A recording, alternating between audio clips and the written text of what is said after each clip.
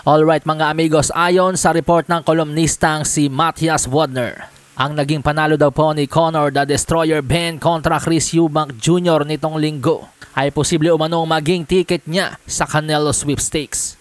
Nitong Setyembre na-upset ni Terence Crawford si Canelo Alvarez by a 12-round unanimous decision.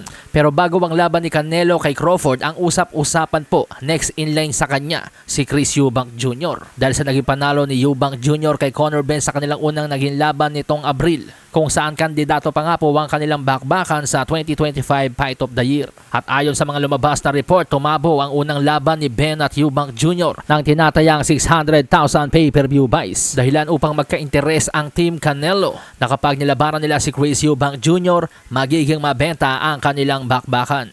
Matatanda ang 4 na laban ang pinirmahan ni Canelo sa Riyadh season at nakadalawa na nga po siya. Una kontra kay William School at ikalawa laban kay Terence Crawford. Si Chris Eubank Jr. at si Hamza Sheeraz ang dalawa pang pangalan na napapabalitang isusunod sana ni Canelo.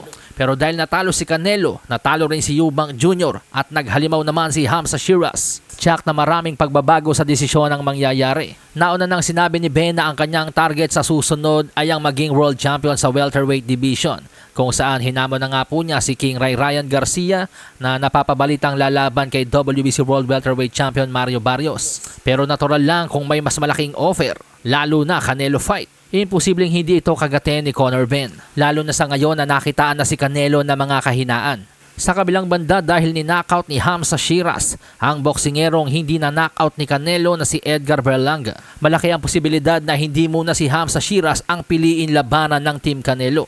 At dahil lang siya nga po sa napipisil ng Team Canelo ay si Chris Eubank Jr. pero dahil tinalo ito ni Conor Ben, posibleng palitan ni Ben ang posisyon ni Eubank. Alam naman po natin ang history ni Canelo. Mahilig itong lumaban sa mga boksingerong nasa mas mababang timbang at paaakyatin niya sa kanyang dibisyon. Lalong lumaki ang tsansa ni Ben na makakuha ng big fight sapagkat malaking pangalan na nga rin po siya ngayon. Idagdag pa natin dyan na ang humahawa kay Ben ay ang dati ring promoter ni Canelo na si Eddie Hearn.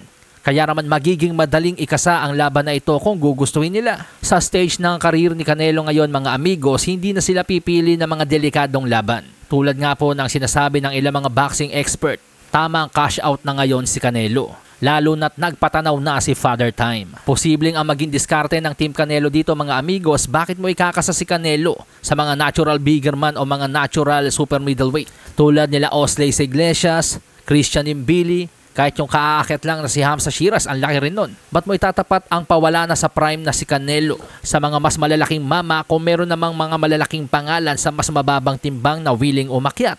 Tulad nga po ni Conor Ben. Palasahin ang baraha, patunayan mo sa akin